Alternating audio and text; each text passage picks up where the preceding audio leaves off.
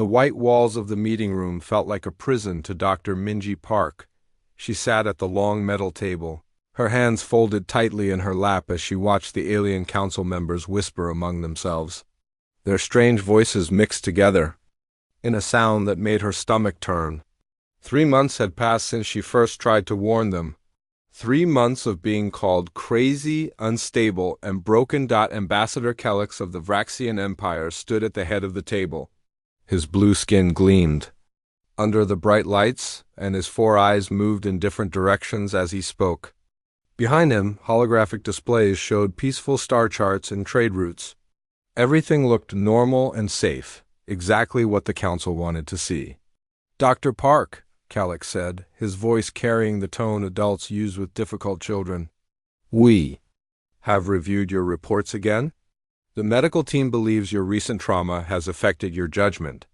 Perhaps it would be best if you return to Earth for proper treatment." Minji felt her jaw clench. The same words, the same dismissive tone, the same refusal to listen. She looked around the table at the other council members. There was Ambassador Thek from the Centauri Alliance, her green tentacles waving slowly as she reviewed data on her tablet.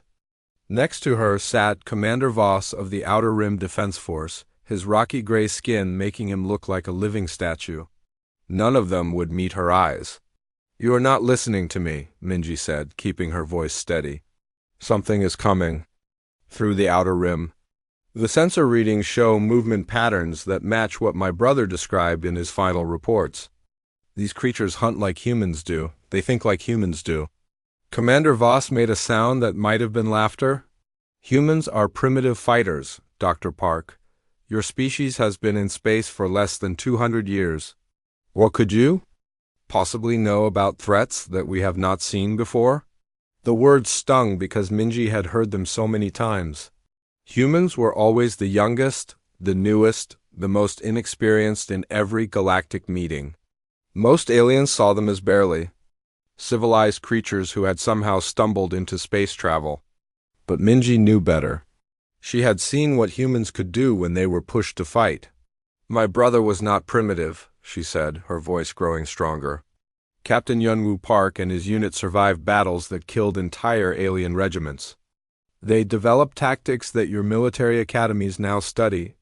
When he sent his final message, he was trying to warn us about something that used those same tactics against him." Ambassador Thek's tentacles stopped moving. "Your brother died 5 years ago in a classified operation near the galactic rim. The official report states that his unit was lost to equipment failure during a routine patrol." "The official report is wrong?" Minji stood up, her chair scraping against the metal floor. "I have his personal recordings. His final transmission. He described creatures that moved in coordinated groups, used ambush tactics, and employed psychological warfare. Sound familiar? Those are human military strategies." She activated her personal tablet and projected a hologram into the center of the table. The image showed her brother's face, dirty and exhausted, speaking into his helmet camera. His voice filled the room, crackling with static from a damaged transmitter. "This is Captain Hyunwoo Park, 7th Human Reconnaissance Unit. We are under attack by unknown hostiles. These things, they are not like anything in the databases. They hunt in packs like wolves. They set traps. They wait for us to make mistakes and then strike at our weakest points. It is like fighting other humans, but wrong somehow." Twisted, the recording continued as sounds of battle echoed in the background. Explosions, weapons fire, and screams, mixed with Hyunwoo's increasingly desperate voice. "They took Corporal Jensen alive 3 hours ago. We can hear him screaming, but when we try to rescue him, they attack from behind. They are using him as bait. This is a human tactic. We taught this method to Allied forces during the Zephyrian War. How do they know our strategies?" The hologram flickered as something huge moved past the camera. For a brief moment, the council members could see a massive shadow with too many arms and teeth like broken glass. "If anyone receives this message, stay away from the outer rim. These creatures learn from us. They adapt. They are becoming more human with every battle.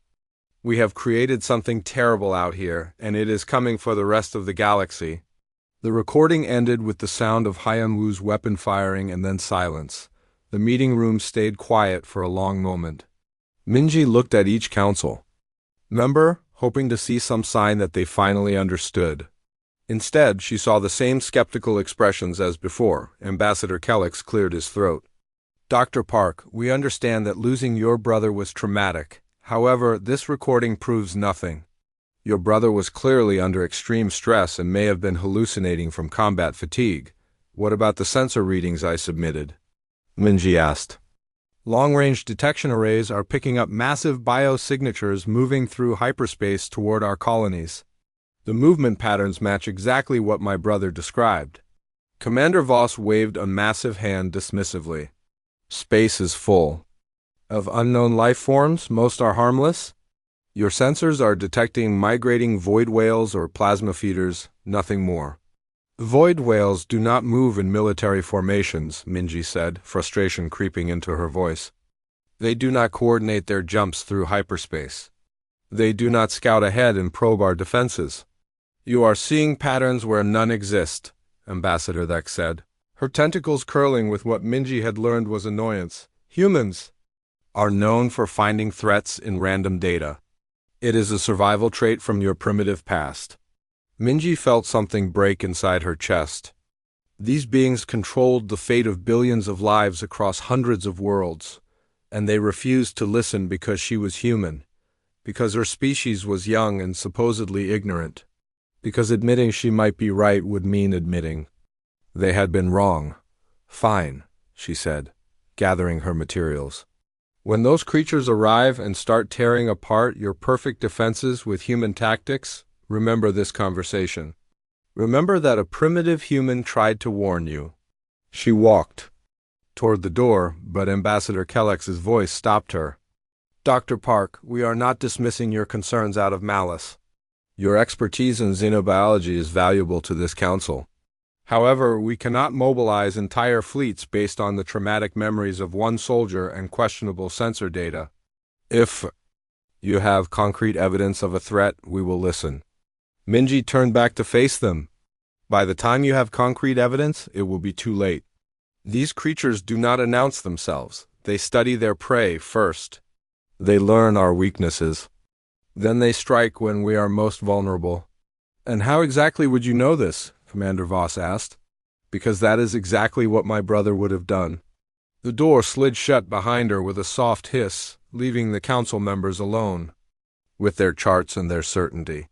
Minji walked through the corridors of the Galactic Research Station, past busy scientists and chattering diplomats who had no idea what was coming for them. In her small quarters, she sat at her desk and opened her brother's files again. Somewhere in his research, in his tactical analyses and combat reports, was the key to fighting these creatures. She would find it, even if no one else believed her. Outside her window, the stars looked peaceful and eternal. But Minji knew that somewhere in that darkness, something was moving toward them with deadly purpose. Something that had learned to hunt like a human. The galaxy would learn soon enough that being primitive did not mean being harmless. The alarm screamed through every corridor of the Galactic Research Station at exactly 0347 hours. Minji Park jerked awake in her small quarters, her heart pounding as red emergency lights bathed everything in an angry glow. She had been dreaming about her brother again, about his final message and the shadows that had taken him. She pulled on her uniform and ran toward the command center. Other researchers and diplomats filled the hallways, their faces confused and frightened. Most of them had never heard the station's emergency alarm before. The Galactic Research Station was supposed to be safe, protected by 3 rings of defense platforms and the most advanced early warning systems in known space. The command center buzzed with activity when Minji arrived. Dozens of technicians worked frantically at their stations while holographic displays showed sensor readings that made no sense. Commander Daewon Choi, the only other human on the station, stood near the main screen with his arms crossed. His face was grim as he watched the data streaming in. What is happening? Minji asked, pushing through the crowd to reach him. Daewon glanced at her, and she saw something in his eyes she had never seen before. Fear, Real, deep fear from a man who had served in 3 wars and never showed weakness. Long-range sensors detected massive biosignatures dropping out of hyperspace, he said quietly. 37 contacts, each one the size of a frigate. They appeared at the edge of our detection grid 20 minutes ago. Minji felt ice form in her stomach. Where exactly did they appear? Sector 7 Alpha? The Outer Rim? Daewon's voice was barely above a whisper. Right where your brother's unit was lost 5 years ago. The main screen flickered and changed to show a tactical display of the local star system. Red dots marked the positions of the unknown contacts as they moved steadily inward toward the inhabited worlds. The patterns made Minji's breath catch in her throat. They are not moving randomly, she said, pointing at the screen. Look at their formation. 3 main groups with scouts moving ahead to probe our defenses. That is a standard military advance pattern. Ambassador Calix appeared beside them, his blue skin pale with worry. Commander Choi, what are these creatures? Our databases show no matches for biosignatures of this size. Before Daewon could answer, the communications officer called out from her station. Sir, we are receiving distress calls from Defense Platform Delta 9. They report visual contact with the unknown hostiles. Put it on screen, Daewon ordered. The tactical display disappeared, replaced by a shaky video feed from one of the outer defense platforms. The image showed stars and empty space for a moment, then something moved into view that made several people in the command center gasp. The creature was enormous, easily 200 meters long. Its body looked like it had been carved from black stone, covered in chitinous armor that gleamed under the platform's searchlights. 6 massive arms ending in razor-sharp claws extended from its torso, and its head was a nightmare of teeth and glowing red eyes. But what terrified Minji most was not how it looked, but how it moved. The creature approached the defense platform like a predator stalking prey. It stayed in the shadows between searchlight beams, moving in quick bursts from one piece of cover to another. When the platform's weapons locked onto it, the creature suddenly changed direction, using a piece of space debris to break the targeting computer's lock. Impossible, breathed Commander Voss, who had arrived in the command center, still wearing his sleeping robes. That thing is using evasive maneuvers. Wild animals do not understand military tactics. On screen, the creature reached the defense platform and attached itself to the hull. Its claws found the weak points in the station's armor with surgical precision, tearing through metal plating to reach the crew compartments inside. The screams that came through the audio feed made everyone in the command center step back from the speakers. Platform Delta 9 is not responding, the communications officer reported. All life signs have gone dark. The video feed cut to static, leaving the command center in stunned silence. One creature destroyed an entire defense platform in less than 5 minutes, Ambassador Kelleck said, his voice shaking. Our platforms are designed to withstand attacks from entire fleets. It knew exactly where to strike, Minji said, her mind racing as she analyzed what she had seen. It targeted the life support systems first, then the communications array, then the weapons control center. That is not random violence, that is tactical thinking. More alarms began sounding as additional reports flooded in. The creatures had split into smaller groups and were attacking multiple targets simultaneously. Defense Platform Gamma 7 went silent, then Alpha 12, then Beta 4. Each attack followed the same pattern. The creatures studied their targets, found the weak points, and struck with deadly precision. They are coordinating their attacks, Daewon said, watching the tactical display update with each lost platform. Each group hits a different target at the same time to prevent us from sending reinforcements. This cannot be happening, Commander, Voss said, his rocky skin turning gray with shock. These are animals, beasts. They should not be capable of complex military strategies. Minji turned to face the assembled council members, her earlier frustration now replaced by cold determination. They are not animals. They are predators that have learned to hunt like humans. My brother tried to warn us about this 5 years ago. Your brother was delusional, Ambassador Calix protested, but his voice lacked conviction now. Was he? Minji pointed at the tactical display where red X marks showed the locations of destroyed platforms. Look at the attack pattern. The creatures hit our outer defenses in a coordinated strike designed to create gaps in our sensor coverage. Now they can move through those gaps without being detected. This is exactly the kind of strategy human special forces would use.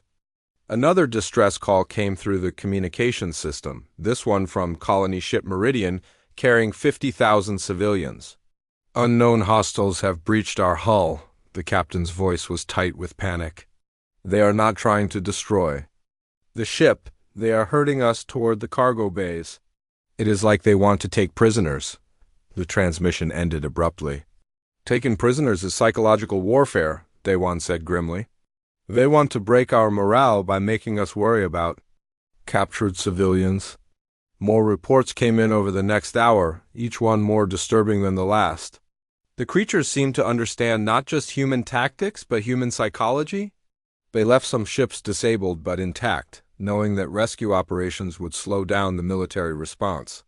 They attacked civilian targets first to spread fear through the population. They used the distress calls of captured crews to lure rescue ships into ambush.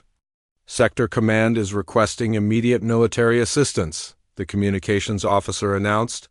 The Galactic Navy is mobilizing the Third Fleet to respond to the threat. Commander Voss nodded approvingly. Good, the Third Fleet has 800 ships and the finest commanders in the galaxy. These creatures may be clever, but they cannot match organized military might. Minji felt a chill run down her spine. Commander, how long will it take the Third Fleet to reach the combat zone? Approximately 18 hours at maximum burn, Voss replied. The creatures will be ready for them, Minji said. They are not just attacking randomly. They are studying our response patterns, learning how we deploy our forces. By the time the Third Fleet arrives, these things will know exactly how to counter our tactics. You give them too much credit, Ambassador Calix said, but he sounded less certain than before. On the tactical display, the red dots representing the creatures had stopped their advance. They were holding position at key points throughout the system, waiting, watching, learning. No, Minji said quietly. I think we have not given them enough credit, and that mistake is going to cost us everything. The command center fell silent. Except for the steady beeping of sensor arrays and the distant hum of the station's life support systems, outside the viewports, space looked peaceful and empty. But Minji knew that somewhere in that darkness, 37 nightmares were preparing for the next phase of their assault, and they were thinking like humans. The battle footage arrived 6 hours after the Third Fleet engaged the creatures. Minji sat in the command center watching the recordings with growing horror, her hands gripping the edge of her chair until her knuckles turned white. What she saw on the screens confirmed her worst fears and revealed a truth more terrible than anyone had imagined. The Galactic Navy's Third Fleet had approached the combat zone in perfect formation. 800 ships arranged in the traditional battle configuration that had won victories across the galaxy for 3 centuries. Admiral Koreth, the fleet's Vraxian commander, had broadcast his confidence to the entire galaxy. These creatures might be clever, he said, but they could not match the disciplined might of organized civilization. The ambush happened exactly 18 minutes after the fleet dropped out of hyperspace.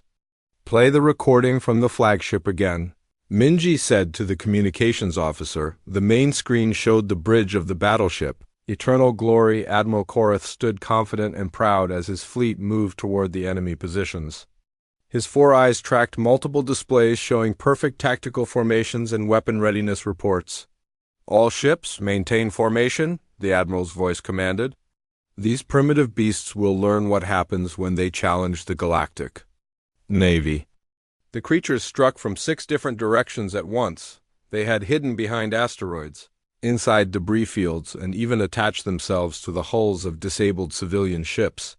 As the fleet passed through the system, the nightmares detached from their hiding places and fell upon the military vessels like wolves attacking a herd of cattle, but it was not the surprise attack that made Minji's stomach turned with recognition.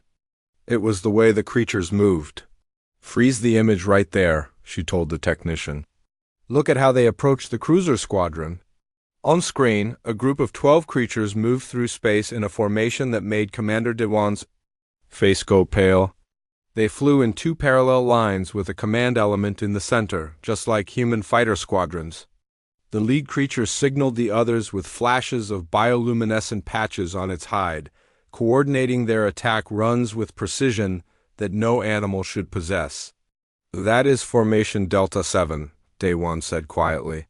"Human space combat doctrine. My old unit used that exact pattern during the Zephyrian War." The creatures hit the cruiser squadron's weak points simultaneously. Instead of attacking the heavily armored front sections, they targeted the engine pylons and communication arrays. Within minutes, the entire squadron was disabled and drifting helplessly through space. "Continue the recording," Minji ordered.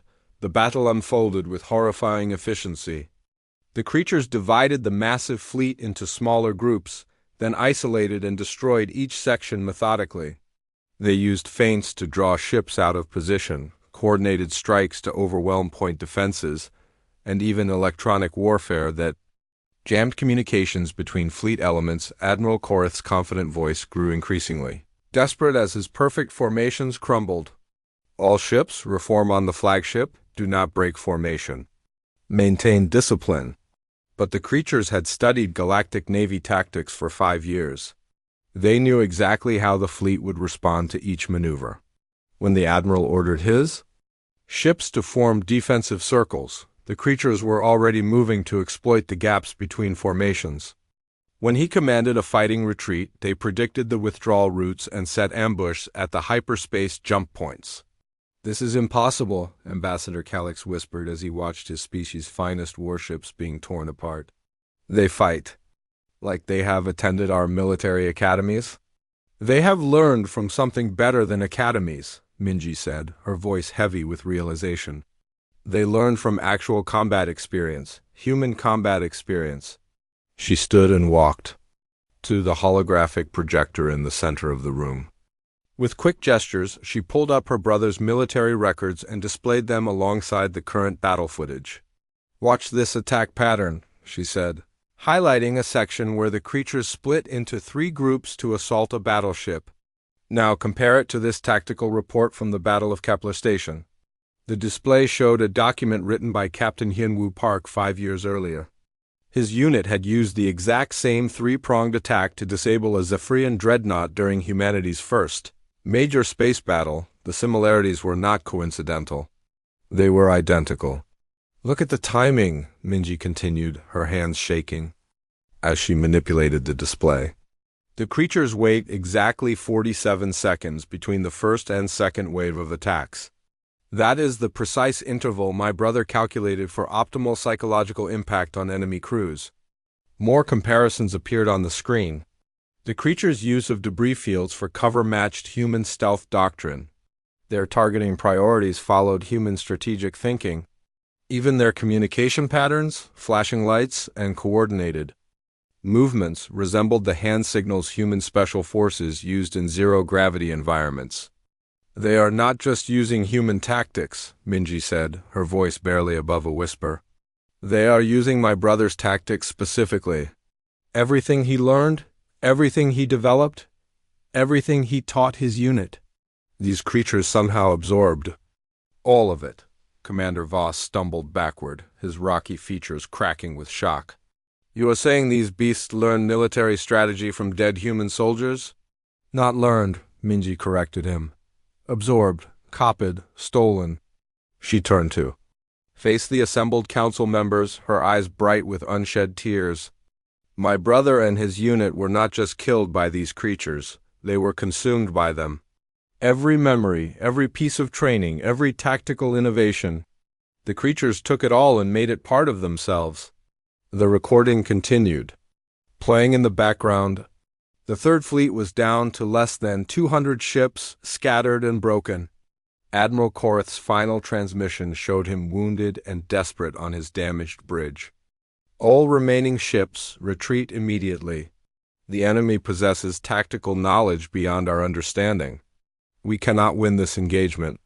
The transmission cut to static as the flagship exploded. 800 ships, Ambassador Thek said, her tentacles drooping with despair. 800 of our finest vessels destroyed in less than 4 hours. And now the creatures know everything about Galactic Navy doctrine, too, Day-One added grimly. They will have studied every ship design, every weapon system, every defensive strategy the fleet tried to use. Minji nodded slowly. They learn from everything they encounter. Every battle makes them stronger, smarter, more dangerous. By the time they finish with the Third Fleet's survivors, they will know how to counter every tactic in your military databases. A new alarm sounded through the command center. The communications officer looked up from her station with fear in her alien features. Long-range sensors are detecting the creatures moving toward the inner colonies, she reported. They are using captured Galactic Navy ships as camouflage to approach civilian targets. Of course they are, Minji said bitterly. That is exactly what human infiltration teams would do. Use enemy uniforms and equipment to get close to high-value targets. Ambassador. Kellex finally approached her, his earlier arrogance replaced by desperate humility. Dr. Park, we need your help. You understand these creatures better than anyone else. How do we fight an enemy that knows all of our strategies? Minji looked at the tactical display showing the creatures advance toward populated worlds. Billions of innocent lives hung in the balance, and the galaxy's greatest military force had been shattered, like glass against an enemy that fought with her dead brother's knowledge. I do not know, she admitted. Human tactics are effective because they work against alien psychology and military doctrine. But these creatures have made human thinking part of themselves. They have all the advantages of human strategy without any of the weaknesses. There must be something, Commander Voss pleaded. Some flaw in their copying process. Some limitation to what they learned. Minji closed her eyes and tried to think. Somewhere in her brother's research, in his personal notes and private theories, there might be an answer. Yunwu had been brilliant, innovative, always thinking 3 steps ahead of his enemies. Maybe, she said slowly. My brother was always experimenting with new tactics, testing ideas that went against standard doctrine. If the creatures only absorbed what his unit actually used in combat, they might not know about his theoretical work. She paused, a terrible possibility occurring to her. But there is something else we need to consider. If these creatures can absorb human military knowledge, what happens when they encounter more humans? What happens when they learn from our entire species instead of just one unit? The command center fell silent as the implications sank in. The creatures were not just an enemy anymore. They were a plague that grew stronger with every human they encountered, every battle they fought, every victory they won, and they were headed straight for the core worlds where billions of humans lived and worked, each one carrying a lifetime of knowledge and experience. That could make the creatures even more dangerous. The hunt had become something far worse than anyone imagined. It had become an infection that spread through learning, and humanity itself was the carrier. Dr. Minji Park had not slept in 36 hours. Her small quarters looked like a hurricane had swept through them, with her brother's military files scattered across every surface. Data tablets, holographic projectors, and printed documents covered her bed, desk, and floor. She was searching for something, anything that could explain how the creatures had become so perfectly lethal. The answer came from an encrypted file she had almost overlooked. Personal research notes, Captain H. Park, classification level black, the file header read. It was dated 3 weeks before her brother's final mission, marked with warnings about unauthorized access and experimental theories that violated standard military doctrine. Minji opened the file with trembling fingers. Her brother's voice filled the room. Through the audio log, tired but excited. Personal note, Day 47 of Deep Space Patrol. I have been thinking about our encounters with the Zephyrian forces, and something bothers me about their behavior patterns. They seem to learn from our tactics too quickly, adapting their responses after just 1 or 2 engagements. The recording paused as Hyunwoo seemed to organize his thoughts. I'm starting to wonder if we are dealing with something more dangerous than just clever aliens. Today I ran combat simulations based on a theory that terrifies me. What if there are species out there that can actually absorb knowledge from other beings? Not just observe and copy, but literally take memories and skills from their victims? Minji felt ice form in her stomach as her brother continued. If such creatures exist, they would become the perfect predators. Every battle would make them stronger. Every enemy they encountered would teach them new ways to hunt and kill. They would evolve not through generations, but through consumption. The file contained dozens of theoretical combat scenarios based on this nightmare possibility. Hyunwoo had imagined an enemy that could steal tactical knowledge, adapt to any strategy, and become more dangerous with every victory, his proposed.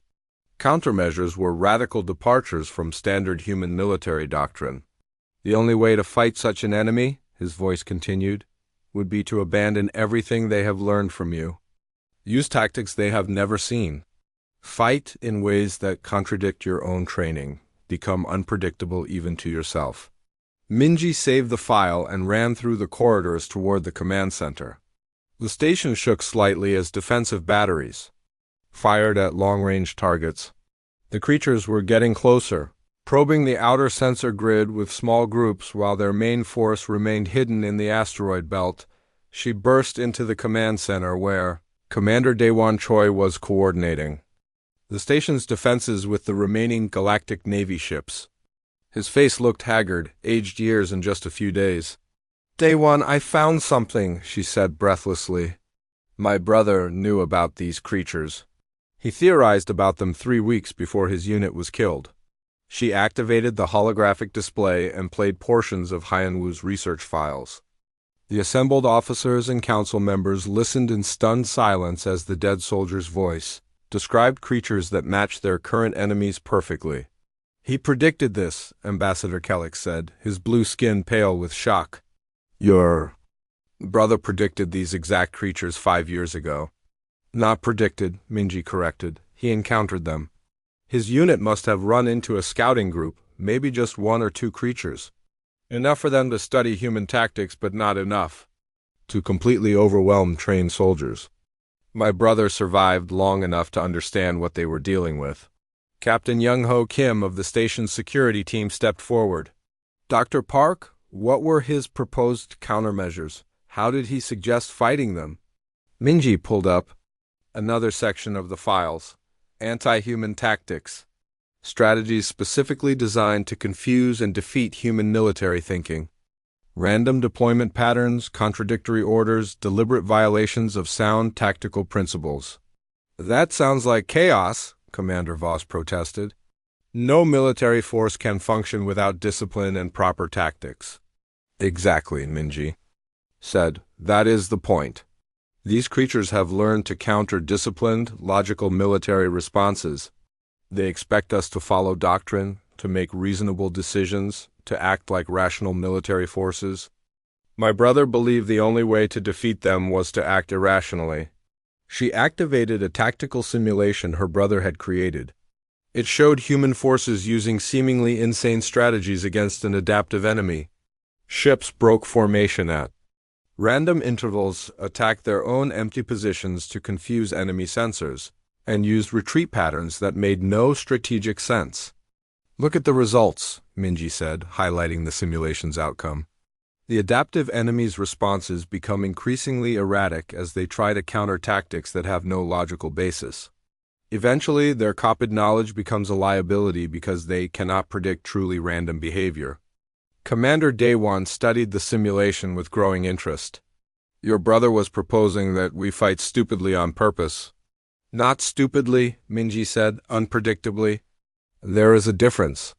The creatures have absorbed human tactical brilliance. But human brilliance follows certain patterns. It has rules, principles, underlying logic. If we abandon those patterns and fight like no human has ever fought before, their stolen knowledge becomes useless.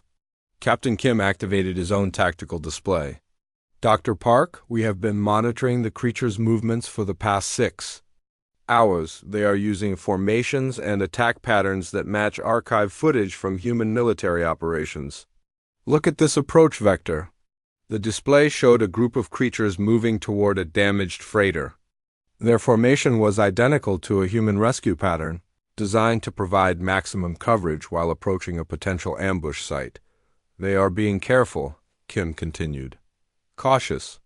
Professional. They expect us to respond like humans would respond to a human military force, which means they will be completely unprepared for responses that no human military commander would ever consider. Minji said, excitement growing in her voice. She pulled up her brother's most radical theoretical scenarios. Deliberate friendly. Fire to break up creature formations. Retreat toward heavily defended positions instead of away from them. Use our own damaged ships as weapons by ramming them into creature groups. Deploy forces in patterns that make no tactical sense but create maximum confusion. These strategies violate every principle of space warfare, Ambassador Thek said, her tentacles writhing with distress. They would result in massive casualties among our own forces. Our current strategies result in total annihilation, Daewon pointed out grimly. The Third Fleet followed perfect military doctrine and was destroyed completely. Maybe it is time to try something different. A new alarm interrupted their discussion. The sensor operator called out from her station with panic in her voice. Multiple contacts approaching the station. 37 biosignatures moving in coordinated formation. They will reach us in approximately 4 hours. All of them. Every creature that had destroyed the outer colonies, shattered the Third Fleet, and consumed the knowledge of thousands of soldiers. They were coming to the research station, probably to capture more humans and learn more about galactic defenses. This is our chance, Minji said, her mind racing with possibilities. They expect us to defend this station like a normal military installation. Perimeter defenses, coordinated fire patterns, standard evacuation procedures, everything my brother's stolen knowledge would tell them to expect. What are you proposing? Commander Voss asked. Minji looked around the command center at the assembled officers, scientists, and diplomats. None of them were soldiers, but that might be exactly what they needed. We fight back, she said. But we fight like no military force in galactic history has ever fought. We use every insane, illogical, contradictory tactic my brother ever imagined. We become so unpredictable that their stolen human knowledge becomes worthless. And if your brother was wrong? Ambassador Kellex asked quietly. Minji met his gaze steadily. Then we die. But we die trying something new instead of repeating the same mistakes that have already failed? Outside the viewports, the stars looked cold and distant. Somewhere among them, 37 nightmares were approaching with the collected tactical knowledge of humanity's finest soldiers. But for the first time since the crisis began, Minji felt something other than despair. Her brother had given them a weapon, not a gun or a ship or a bomb, but an idea. The concept that sometimes the best way to win was to refuse to play by the rules that everyone expected you to follow. The creatures were about to learn that humans could be far more dangerous when they stopped acting human. The Galactic Research Station had never been designed for war. Its corridors were wide and bright, built for scientists and diplomats who discussed theories and trade agreements. Now those same corridors buzzed with frantic activity as every person aboard prepared for the most unconventional battle in galactic history. Dr. Minji Park stood in the command center surrounded by holographic displays, showing her brother's most radical tactical theories. Captain Young-ho Kim and Commander Daewon Choi worked beside her, adapting 5-year-old research notes into desperate battle plans. None of them had slept in the past 18 hours. The creatures will expect us to evacuate non-essential personnel, Minji said, pointing at the station schematic. Standard procedure would be to load civilians onto escape pods and send them toward the inner colonies. That would be the smart thing to do, Commander Voss said. His rocky features looked more cracked than usual, stress fractures appearing in his stone-like skin. Exactly why we are not going to do it, Minji replied. Instead, We fill the escape pods with sensor decoys and launch them toward the creatures. Make them think our evacuation ships are actually attack vessels carrying special weapons. Captain Kim studied the proposal with growing amazement. Dr. Park, that plan violates every rule of civilian protection. No military commander would ever use evacuation pods as decoys. Which is precisely why it might work, Daewon said, understanding dawning in his eyes. The creatures expect logical responses based on human military doctrine. They will waste time and resources attacking empty pods while we prepare our real defenses. Ambassador Kellex looked horrified. You are proposing to deliberately confuse the enemy by acting in ways that endanger civilians? The civilians are already in danger, Minji said sharply. These creatures do not take prisoners for long. They absorb knowledge and then dispose of their sources. Following normal evacuation procedures will only get everyone killed more efficiently. She activated another section of her brother's theoretical work. Here is Phase 2. We deliberately damage our own defensive systems in specific patterns. Make it look like the station is crippled and helpless. Sabotage our own defenses? Commander Voss sputtered. That is insane. That is the point, Minji said. My brother's research showed that adaptive enemies become overconfident when they see familiar patterns of damage. The creatures will see disabled weapon systems and assume they know exactly how to exploit our weaknesses. But our weapons will actually be disabled, Ambassador Thek pointed out, her tentacles curling with anxiety. The obvious ones, yes. But we are going to build new weapons that no military engineer would ever consider practical.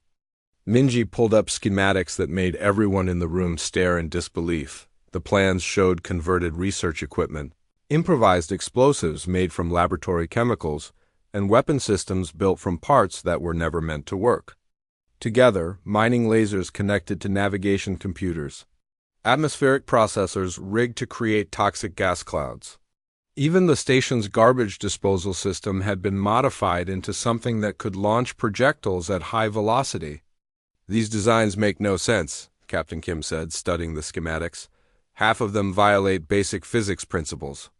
No, they violate basic engineering principles, Minji corrected. There is a difference. My brother believed that truly adaptive enemies would learn to counter sophisticated weapon systems quickly. But they might be confused by weapons that were designed by people who do not know what they are doing. Daewon laughed, a sound with no humor in it. We are going to fight the most dangerous predators in the galaxy using equipment built by amateurs? We are going to fight using equipment that follows no recognizable pattern, Minji said. Every weapon will work differently. Every defense will be based on different principles. The creatures will not be able to adapt because there will be nothing consistent to adapt to. The sensor operator called out from her station. Contact in 2 hours. The biosignatures are approaching in perfect attack formation. Show me, Minji. Ordered, the main display revealed the creatures moving through space in a pattern that made her heart race with recognition. They flew in the exact formation her brother's unit had used to assault the Zephyrian fortress at Vega Prime. The lead creatures scouted ahead while the main force followed in 3 coordinated groups, ready to exploit any weakness the scouts discovered. They are using Assault Pattern Gamma, Daewon said grimly. One of humanity's most effective space combat formations. Perfect, Minji said, surprising everyone. That means they will approach our defensive perimeter at the angles. My brother calculated for maximum tactical advantage. We know exactly where they will be and when they will be there. She activated the station's internal communication system. All personnel, prepare for Phase 1 of Operation Chaos Theory. Remember, everything we do must be the opposite of what trained military personnel would do. Trust the plan, no matter how insane it seems. The first escape pods launched 30 minutes later, filled with sensor decoys designed to mimic human life signs and weapon signatures. Instead of fleeing toward safety, the pods accelerated directly toward the approaching creatures. The creatures are reacting, the sensor operator reported. They are changing formation to intercept the pods? Wait, something is wrong. They are not firing on the pods. They are trying to capture them intact. Of course they are, Minji said with satisfaction. They want live humans to absorb knowledge from. When they discover the pods are empty, they will realize we are not following standard evacuation procedures. On the display, the creatures surrounded the escape pods with careful precision, obviously planning to board them and capture the occupants. When the pods exploded instead, releasing clouds of metallic chaff and electromagnetic pulse charges, the creatures' formations scattered in confusion. Phase 2, Minji announced. Begin selective system failures. Throughout the station, critical systems began shutting down in patterns that looked like battle damage but were actually carefully planned. Life support failed in non-essential areas. Weapon batteries went offline in sequence. The main reactor's output dropped to 30%, making the station appear crippled and defenseless. The creatures approached more aggressively, drawn by what appeared to be easy prey. They divided into smaller groups to attack different sections of the station simultaneously, just as human doctrine suggested when assaulting a weakened target. They are taking the bait, Captain Kim reported. All groups are moving into assault positions. Wait for it, Minji said, watching the tactical display with intense concentration. Let them get closer. Let them commit to their attack patterns. The creatures reached the station's outer hull and began cutting through the armor plating with their razor-sharp claws. They targeted the areas that appeared most vulnerable, following the logical approach paths that any military force would use.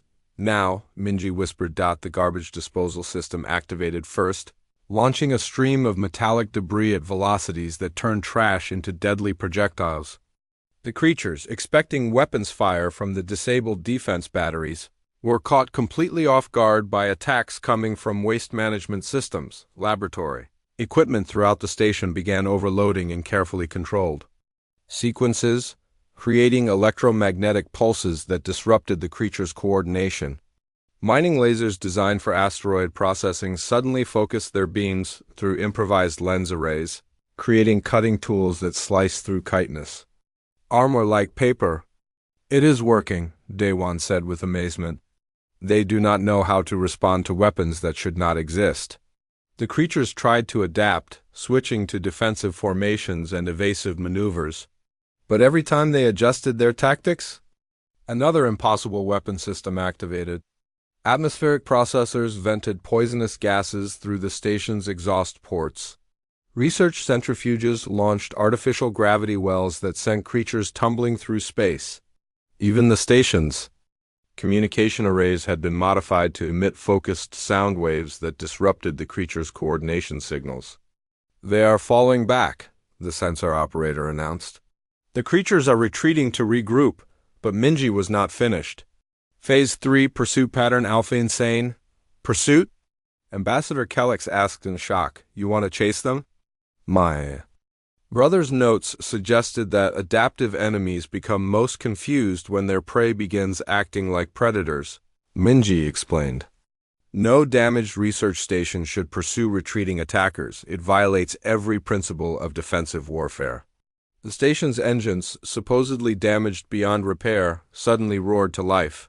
The entire research facility began moving through space, accelerating toward the retreating creatures like a massive battering ram. Weapon systems that had appeared destroyed activated one after another, firing in patterns that followed no recognizable doctrine. The creatures scattered in complete confusion. Their stolen human knowledge told them that damaged stations should not pursue, that defensive positions should not abandon their protective advantages, that research facilities should not attack like warships. We have them, Captain Kim said, hardly believing what he was seeing. The creatures do not know how to process what we are doing. But Minji knew this was only the beginning. The creatures were learning from this encounter too, studying their failures and adapting their responses. They would be back, and next time they would be ready for unconventional tactics. Send a message to all remaining Galactic Navy forces, she ordered.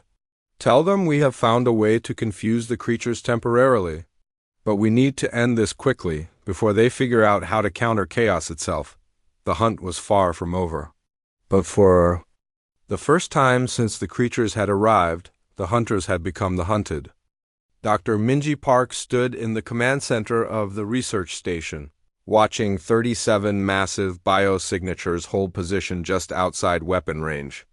The creatures had been waiting for 6 hours, studying the station's chaotic defenses and trying to understand how their prey had become so unpredictable.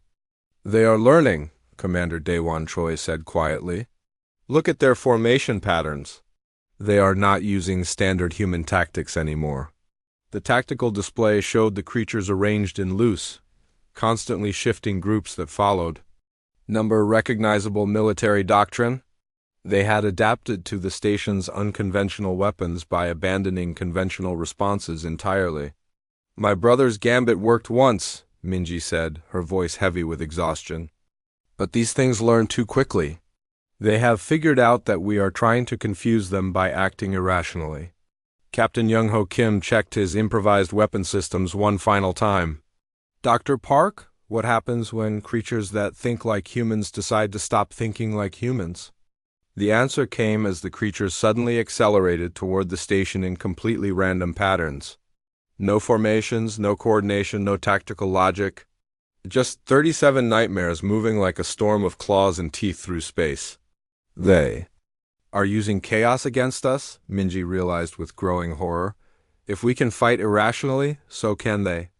The first creature reached the station's hull and began tearing through armor plating with savage efficiency. Instead of targeting critical systems, it attacked randomly, ripping apart whatever it encountered. The station's chaotic defenses, designed to confuse tactical thinking, had no effect on pure destructive instinct.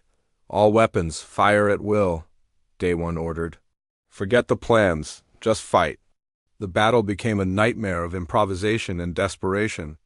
Laboratory lasers carved through creature hide while garbage launchers spewed debris into space. The station shook constantly as the massive aliens burrowed through its hull like parasites. Following no pattern except destruction, Minyin ran through the corridors toward her brother's old research files, dodging sparks from damaged power conduits and breathing air that tasted of smoke and fear. Somewhere in Heinwu's work was the key to stopping these things. There had to be. She found it in his final personal log, recorded just hours before his unit's last mission. "I've been thinking about the creatures we encountered," her brother's tired voice said through the audio file. "They learn from everything, absorb every piece of knowledge they encounter. But there is one thing they cannot learn from, because it is not knowledge at all." The recording crackled with static as weapon fire echoed in the background. "Pain," Yunwoo continued. "Physical and emotional trauma. The creatures can copy our tactics and our memories, but they cannot copy how those experiences felt. They know what we did, but not why we chose to do it despite the cost." Minji's hands shook as she understood what her brother was telling her. The creatures had learned human tactics, but they had not learned human motivations. They fought with borrowed knowledge, but without the emotional context that made those tactics effective. She activated the station's communication system. "All personnel, this is Dr. Park. I need you to stop fighting like soldiers and start fighting like humans, not human military doctrine, human emotion. Fight for the people you want to protect. Fight because you are angry. Fight because you refuse to give up." The message made no tactical sense, but Minji had moved beyond tactics. She was gambling everything on something the creatures could not absorb or copy. The irrational, illogical, purely emotional core of human nature that made people fight impossible battles and refuse to surrender even when defeat was certain. "Captain." Kim's voice came through the communication system from the engineering section. "Dr. Park, I understand. We are not going to fight smart. We are going to fight stubborn." The battle changed in ways that had nothing to do with strategy. Station personnel stopped trying to coordinate their attacks and started fighting with personal determination that confused the creatures completely. A research scientist used a handheld cutting torch to drive off a creature twice her size, not because it was tactically sound, but because she was protecting her injured colleague. A maintenance worker rigged an explosive trap in a corridor. Not to achieve a military objective, but because he was angry that the creatures had destroyed his workshop.